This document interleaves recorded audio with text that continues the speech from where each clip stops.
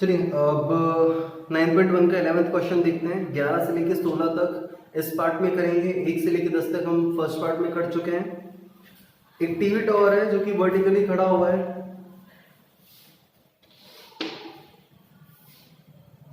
From a point on the other bank directly opposite to the tower, angle of elevation of top of the tower is 60 degree. From a point opposite to the tower, angle of elevation is 60 degree.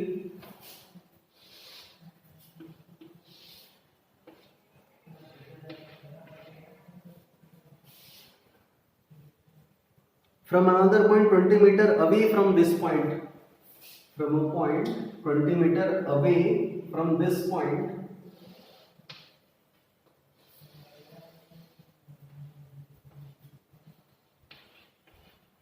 angle is 30 degree. Clear है? Find the height of tower and width of the canal. आपको ये भी निकालना है और height भी निकालना है और इसको 20 दिया हुआ है। ठीक है, आपके पास दो ट्राइंगल्स हैं, एक 30 डिग्री वाला बड़ा वाला और एक 60 छोटा वाला। हाइट और बेस का रोल है, हाइपोटेन्यूज का रोल नहीं है, यानी दोनों बार tan थीटा यूज होगा। दो एंगल में दोनों बार tan थीटा लगा दो, अपने आप सिंप्लीफाई होगा। जब छोटे वाले ट्राइंगल को ले रहा हूं, ये क्वेश्चन नंबर 11 है, छोटे वाले ट्राइंगल को ले रहा हूं तो एंगल बन रहा है tan 60। Height upon base tan 60 है √3, हाइट अपॉन बेस। अगली बार हम ले रहे हैं tan 30।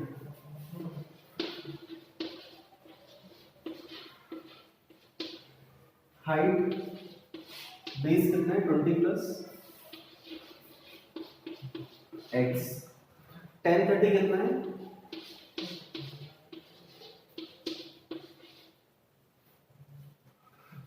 यहां से एक काम करूं, x निकालने पहले तो ये x नीचे है डिनोमिनेटर में, वहां जाके ट्रांसपोज हो जाएगा न्यूमरेटर में।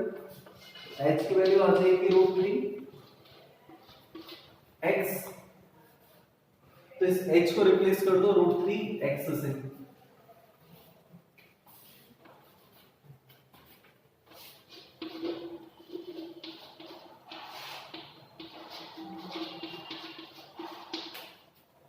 इस पूरे को उठा के यहां ले गए और नीचे वाले को यहां लाए ट्रांसपोज करके। √3 इंटू √3 x यहां आएगा, 3 में से x 2x, x की वैल्यू कितनी आ गई 10।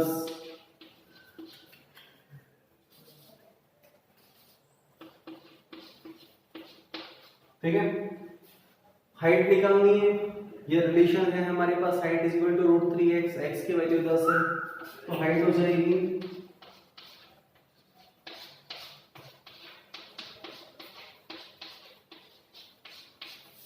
10√3। क्लियर है क्या? एक टॉवर है, मैं यहाँ पे खड़ा हूं तो 60 डिग्री बन रहा है, 20 मीटर अभी गए 30 बना। दो एंगल है, एक tan 60 एक tan 30। क्लियर है क्या? tan 60 सॉल्व किया तो h का रिलेशन आया x के साथ, और tan 30 किया तो ये एक्सप्रेशन आया था। h को उठा के यहाँ डाला, x की वैल्यू आ गई, यहाँ रखा तो h की वैल्यू आ गई। ठीक है, चलिए अगला करते हैं।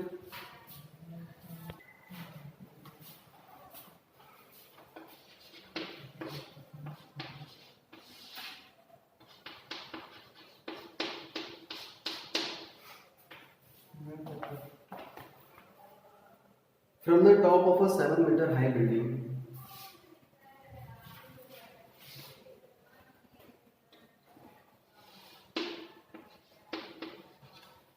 इसके टॉप से, ठीक है, 11th सवाल, सॉरी हाँ 12th। 7-meter high building, the angle of elevation of top of a cable tower is 60 degree। एक केबल यहां से खड़ा होके जब एक केबल टावर की तरफ देख रहा हूं तो जो एंगल बन रहा है वो बन रहा है 60 degree and angle of depression of its foot is 45 degree. मतलब मैं यहां से जब नीचे देख रहा हूं तो ये कितना बन रहा है 45 डिग्री। ऑल्टरनेट एंगल दिख रहा है ये 45, तो ये भी 45, ठीक है। अब आपको पूछा गया है find the height of tower, आपको ये h पता। 12th क्वेश्चन 9.1 का, एक 7 मीटर ऊंची बिल्डिंग है, वहां के टॉप से अगर मैं किसी केबल टावर के टॉप को देखता हूं सामने, इसके टॉप से यहां देखा तो 60 डिग्री एंगल बना रहा है, और यहां से खड़े होकर नीचे देखा तो जब भी आप खड़ा ऊपर की तरफ देखते हो उसे एंगल ऑफ एलिवेशन कहते हैं, और जब भी नीचे देखते हो उसे एंगल ऑफ डिप्रेशन कहते हैं, ठीक है।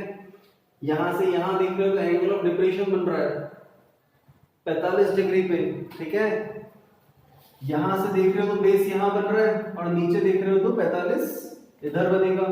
फिर ऑल्टरनेट इंटीरियर एंगल से ये 45 पे ये वाला भी 45। पूछे कि height of the cable tower बताइए, ध्यान से देखो,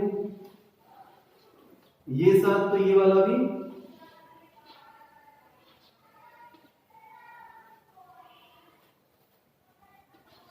7, 45 दिख रहा है। हमने दो चार क्वेश्चन शायद 8th या 7th क्वेश्चन में डिस्कस किया था कहीं पे कि जब भी 45 डिग्री का एंगल होता है तो हाइट और बेस सेम होता है। हाइट 7 तो बेस भी 7, ये 7 तो सामने वाला भी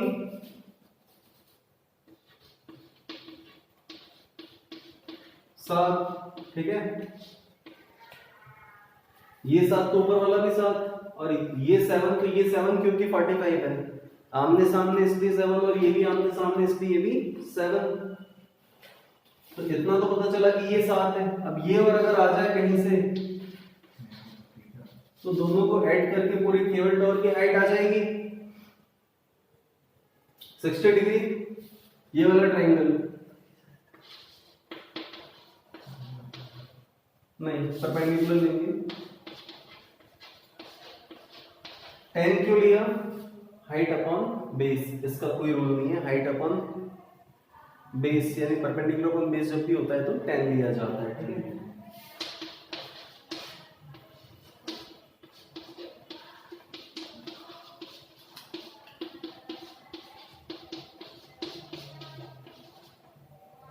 ये वाला कितना आ गया? तो यहां से यहां तक 7, यहां से यहां तक 7√3,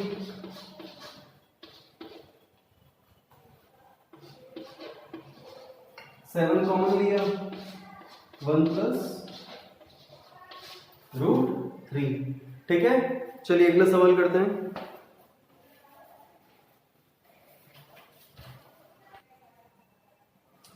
uh, 9.1 का 13 सवाल करना है हमें। As observed from the top of a 70 meter high building,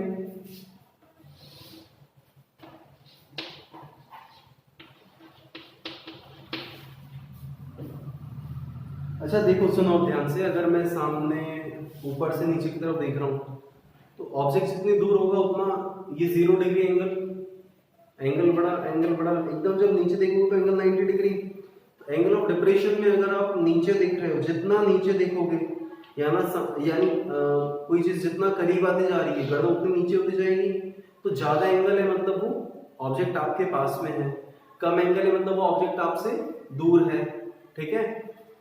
यहां से 2 शिप्स देख रहा हूं मैं, एक शिप खड़ी है 45 डिग्री पे और अगली शिप खड़ी है 30 डिग्री पे।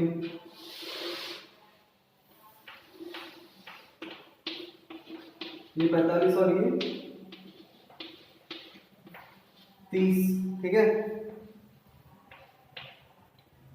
Find the distance between 2 ships. इसको x मान लो और इसको y मान लो। काम का तो y है क्योंकि एक नाव यहां खड़ी है, अगली नाव यहां खड़ी है, इनके बीच की दूरी है ये y, ये आ जाएगा तो आंसर आ जाएगा। करते हैं कुछ। हाइट बढ़ेंगे, इसका कोई काम नहीं है, हाइट है और ये बेस है, एक 45 एक 30 है। हम बात कर चुके हैं पहले भी 2-4 सवालों में कि जब भी एंगल 45 आता है तो जितना हाइट उतना बेस। ये 75 है, जितनी हाइट उतना ही बेस। इस वाले ट्राइंगल में जहां 45 डिग्री है उसमें जितना हाइट उतना बेस, तो ये भी आ जाएगा। अब बड़ा वाला ट्राइंगल ले लेते हैं। 30 है,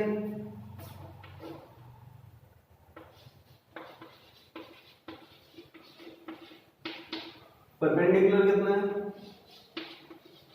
75, बेस कितना है प्लस y, tan 30 कितना है 1/√3,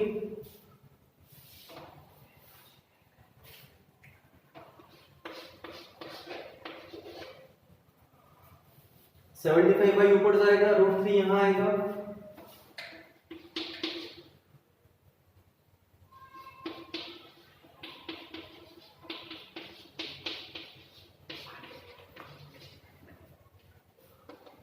ये यहां आ जाएगा, माइनस होगा,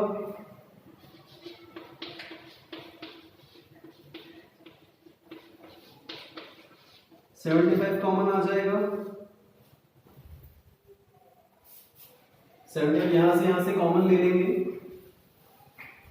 तो ये हो जाएगा √3 - 1। ठीक है, चलिए ठीक है, अगला देखते हैं।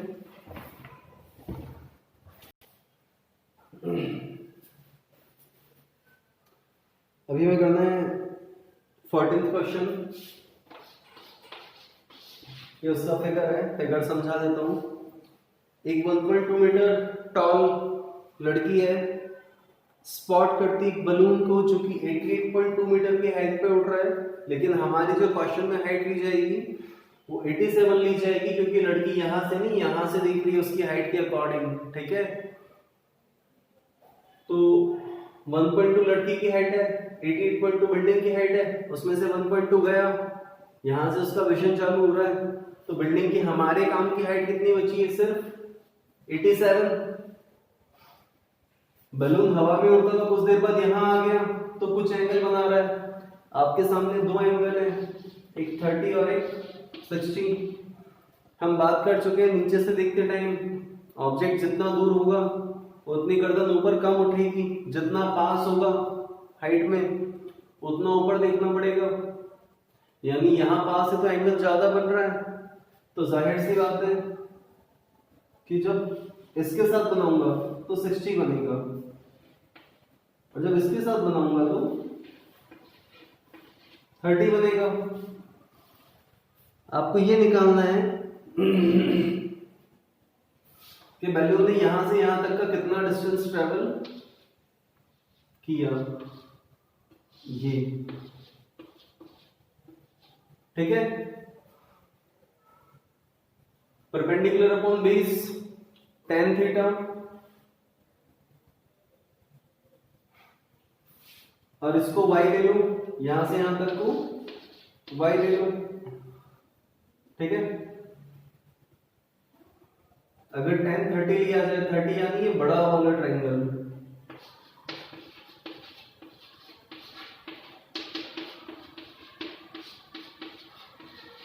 परपेंडिकुलर कितना है 87, बेस कितना है पूरा x + y, tan 30 कितना होता है 1/√3,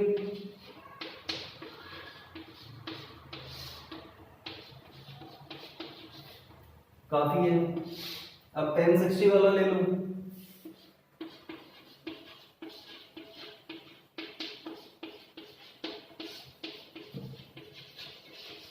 हाइट तो उतनी है, अभी भी हॉरिजॉन्टली ट्रेवल किया, वर्टिकल तो उतना ही है।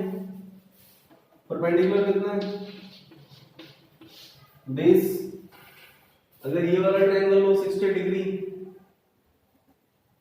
तो बेस कितना है सिर्फ y, और tan 60 की वैल्यू कितनी है √3, तो y कितना हो जाएगा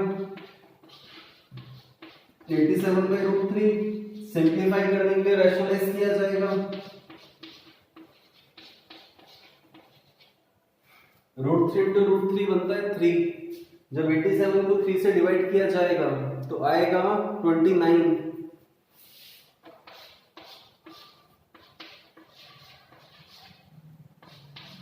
√3 तो y की वैल्यू आ गई 29 √3। अब ये y तो आ गया, x आ जाए।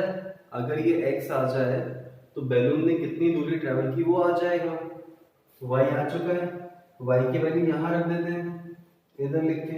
अच्छा √3 नीचे तो उधर जाएगा और x प्लस y यहाँ चल जाएगा।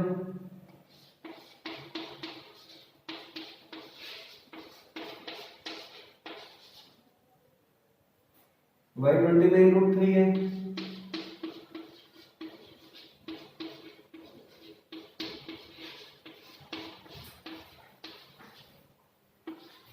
x आ जाएगा 87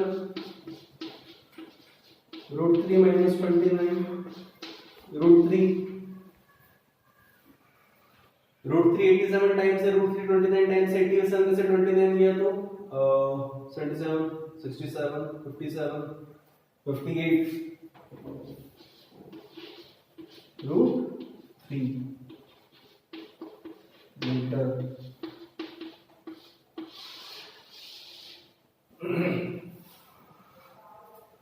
tan 30 लगाया बड़े वाले ट्रायंगल में तो PR/x बेस आया 87/x प्लस y। tan 60 छोटे वाले ट्रायंगल का y की वैल्यू आ गई रैशनलाइज करके आखिरी में और उसको यहाँ लगा दिया तो x की वैल्यू आ गई और x ही वो दूरी है जो कि बैलून ने चली है। ठीक है, चलो अगला सवाल देखते हैं। 9.1 का 15th क्वेश्चन करते हैं। वैसे है तो नहीं बट माना जाता है कि थोड़ा सा कठिन सवाल है, बनता नहीं है जनरली एक बार में बच्चों से। A straight highway leads to the foot of a tower। एक स्ट्रेट हाईवे है, ये जाता है एक टावर के फुट पे। ठीक है,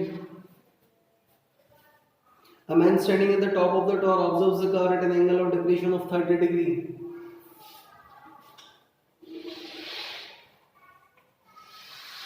एक आदमी यहां से नीचे देख रहा है तो 30 डिग्री बनता है एंगल और ऑल्टरनेट इंटीरियर से ये हो जाएगा 30 डिग्री। 6 सेकंड बाद कार थोड़ा सा आगे आती है टॉवर की तरफ और एंगल बनता है 60 डिग्री का। ठीक है,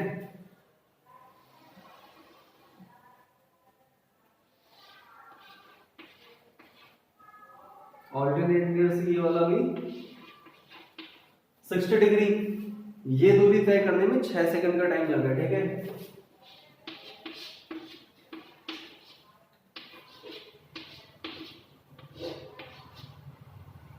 इसको h ले लो, जो टावर की हाइट है उसको h ले लो। हाइपोटेन्यूज का कोई काम नहीं है। उसने बोला है कि यहां से यहां तक आने में 30 डिग्री से 60 डिग्री आने में 6 सेकंड लग गए। ठीक है, तो अगर मुझे 60 डिग्री से 90 डिग्री यहां से यहां पे आना है तो कितना समय लग जाएगा। ठीक है, सॉल्व करके देखता हूं। परपेंडिकुलर बेस है, एक 30 है और एक 60 है, दोनों लगा देते हैं। पहले 60 ले लो, tan 60 हो जाएगा आपका परपेंडिकुलर अपॉन बेस यानी y। tan 60 हो गया आपका √3 यानी h अपॉन y। ठीक है, h कितना हो जाएगा √3y। अगला रिलेशन देखते हैं।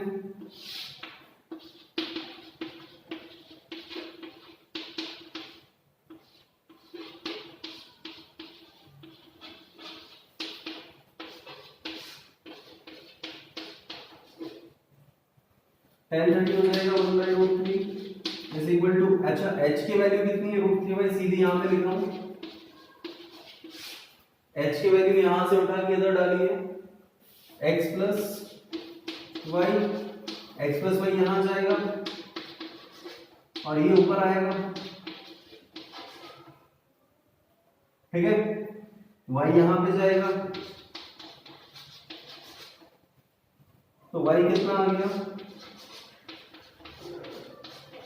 x/2। ये x है तो इसका आधा y है। अच्छा, x चलने में 6 सेकंड लगे थे, तो अगर उसका आधा चलना है, x में 6 सेकंड लगे और दूरी उसकी हाफ चलनी है, तो अब 3 सेकंड लगेगा, ठीक है।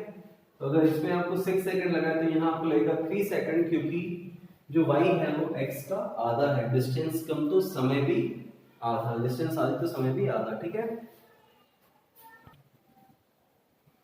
आखिरी सवाल है 9.1 का 16। Angles of elevation of top of a tower from 2 points। ये टावर का टॉप है, इसका एलिवेशन 2 जगहों से, कहां से, at a distance of 4 meter and 9 meter from base of the tower in the same straight line, at a distance of 4 meter and with 9 meter